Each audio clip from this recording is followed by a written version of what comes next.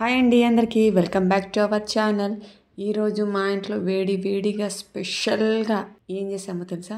Mixed veg biryani. Biryani అంటే non veg లవర్స్కి chicken biryani, mutton biryani అంటే చాలా ఇష్టము. అవి ఎట్లాగో అందరికీ ఇప్పుడు వచ్చేసినాయి, అందరికి తెలుసు కూడా. అయితే ఈ వెజ్ బిర్యానీకి చికెన్ బిర్యానీకి కొంచెం డిఫరెన్స్ అయితే ఉన్నాయండి. అయితే అందుకోసమే చికెన్ బిర్యానీ ఈజీగా చేసేయగలుగుతున్నాం, కానీ వెజ్ బిర్యానీలో టెక్స్చర్ కుదిరితే టేస్ట్ కుదరట్లేదు, టేస్ట్ కుదిరితే టెక్స్చర్ కుదరట్లేదు. అట్లా ఒక 3-4 సార్లు చేసిన తర్వాత 5వసారి పర్ఫెక్ట్గా కుదిరింది. ఈ క్వాంటిటీలో ఈ మెజర్మెంట్స్తో మీరు కూడా ఒకసారి చూసి చేసేయండి. మీరు ఫస్ట్ టైంకే పర్ఫెక్ట్ అయిపోవచ్చు. రండి చూసేద్దాం. అయితే ఫస్ట్ నేను ఒక 2 ఉల్లిపాయలని మంచిగా అయితే ఆయిల్లో డీప్ ఫ్రై చేసుకున్నా, పక్కన పెట్టేసుకుని తర్వాత మనం దీంట్లో వేస్తున్న వెజిటేబుల్స్ ఏంది? Carrot, cauliflower, capsicum, beans and ఒక ఆలుగడ్డ. 1 కప్పు మిల్ మేకరు వేడి నీళ్ళల్లో ఉడికించుకొని మొత్తం వాటర్ని స్క్వీజ్ చేసి పక్కన పెట్టేసి పుదీనా మరియు కొత్తిమీర అయితే ఎక్కువ మొత్తంలో అయితే ఉంచుకోవాలండి. వాటిని మంచిగా ఫ్రెష్గా కడిగేసి కట్ చేసి పెట్టుకోవాలి. 1/4 కిలో పెరుగు అండ్ 2 నిమ్మకాయలు, tasting powder, garam masala powder, అల్లం వెల్లుల్లి పేస్ట్, పచ్చిమిర్చి పేస్ట్ రెడీ చేసి పక్కన ఉంచుకోవాలి.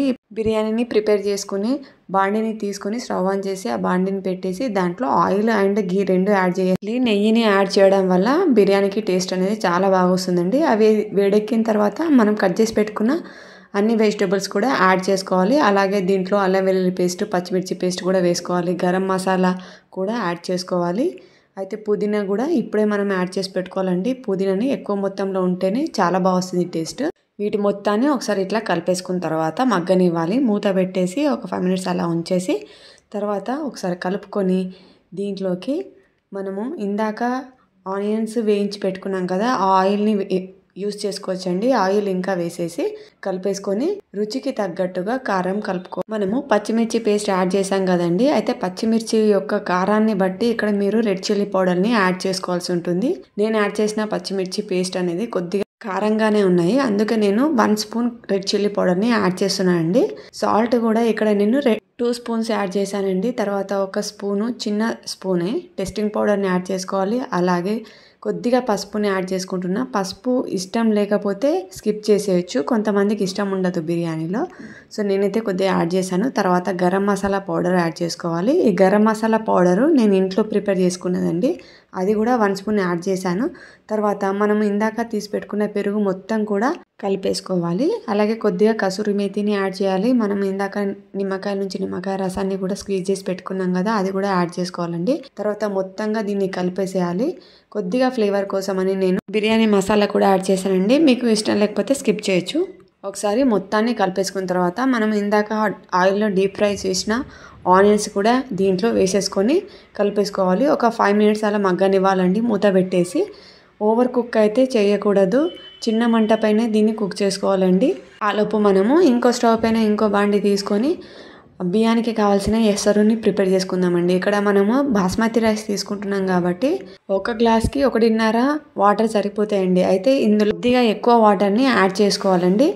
ఇక్కడ వాటర్ని యాడ్ చేసుకున్న తర్వాత దాంట్లో బగారా పత్తా, స్టార్స్, కొంచెం పుదీనా, అలాగే మనము నిమ్మకాయలు పిండేసాం కదా, ఆ నిమ్మకాయలు ఫ్లేవర్ కోసం దీంట్లో యాడ్ చేసుకోవాలండి.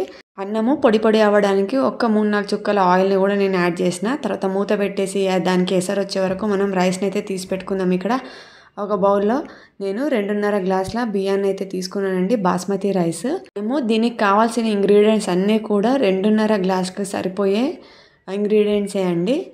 అయితే ఇవి నేను అయితే బియ్యాన్ని నానబెట్టలేదండి, ఇప్పుడే వాష్ చేసి డైరెక్ట్ నేను వేయాలనుకుంటున్నా. ఒకవేళ మీరు నానబెట్టాలి అనుకుంటే ఒక 20 మినిట్స్ ముందు నానబెట్టండి. నీళ్ళు ఎసరు వచ్చిన తర్వాత మనం కడిగేసి పెట్టుకున్న బాస్మతి రైస్ని దీంట్లో నేనైతే యాడ్ చేసేస్తున్నాను. ఇందులో ఎక్కువ వాటర్ వేయకపోవడమే మంచిదండి, ఎందుకంటే వాటర్ ఎక్కువ మనం వంపేయడం ద్వారా దాంట్లో ఉన్న న్యూట్రిషన్స్ కూడా అన్నీ వెళ్ళిపోతాయి. కాబట్టి ఈ వాటర్ ఎసరు అనేది కొంచెము చూసుకొని వేసుకోండి, తక్కువ వేయొద్దు, అలాగని చాలా ఎక్కువ కూడా వేయకూడదండి. ఇక్కడ నేను 2 స్పూన్ల సాల్ట్ వేసాం కదా, దీన్ని బాగా కలిపేసుకొని ఒకసారి ఇట్లా బియ్యాన్ని ముట్టి చూడండి. మామూలుగా అయితే 70% రైస్ కుక్ అయిన తర్వాత బిర్యానీ బౌల్లోకి మారుస్తారు. అయితే ఇక్కడ నేను కొంచెం పలుకు ఉన్నప్పుడే నేను తీసేసానండి. అయితే ఈ ఎసరుని నేను బిర్యానీ బౌల్లో కూడా 1/2 గ్లాస్ అయితే యాడ్ చేశాను. మీరు కూడా యాడ్ చేసుకోవాలండి. చాలా ఎక్కువగా అయితే వేయొద్దు, ఎందుకంటే మనం ఇక్కడ తొందరగా కొంచెం ఇంకా పలుకు ఉండగానే బియ్యాన్ని తీసేసినాం కాబట్టి ఎసరు అనే వాటర్ 1/2 గ్లాస్ అయితే యాడ్ చేసుకోవాలి. తర్వాత మనము ఇందాక వెజిటేబుల్స్ కూడా మనం బాయిల్ చేసుకోవడానికి పెట్టాం కదా, అది ఓవర్ కుక్ అవ్వకుండా చూసుకోవాలి. ఎందుకంటే ఇప్పుడు మనం రైస్ వేసిన తర్వాత మళ్ళీ గ్యాస్ ఆన్ చేసి గ్యాస్ పైన పెడతాం కాబట్టి రైస్ అండ్ వెజిటేబుల్స్ ఒకేసారి మళ్ళీ కుక్ అవుతాయి. మనం మొత్తం రైస్ని వేసిన తర్వాత మనం కట్ చేసి పెట్టుకున్న కొత్తిమీరను కూడా మొత్తం దీనిపై నుంచి చల్లేసుకొని మూత పెట్టేసి గాలి బయటికి వెళ్ళకుండా ఒక బరువైనది ఏదైనా ఉంచండి. లేదంటే మీ ఇష్టం ఏదైనా క్లాత్ కూడా వేస్తారు చాలామంది, అలా కూడా వేసుకోవచ్చు. ఒక 15 మినిట్స్ అలా ఉంచేసి వదిలేయండి సన్నం మంట పైన. మనకు మూత నుంచి ఇట్లా సైడ్లలో ఆవిరి పొగలు వస్తుంటాయి, అప్పుడు అది ఉడికిపోయినట్టు అర్థము.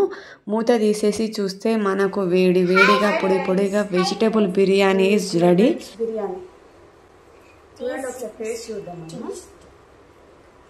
మైరా అయితే సైడ్కి లెమన్ అండ్ ఆనియన్ని కట్ చేసి పెట్టుకొని మరీ తిన్నది. బాగా అంటే బాగా ఎంజాయ్ చేసింది దాన్ని తినుకుంటా. టేస్ట్ అయితే అద్దరిపోయింది అసలు.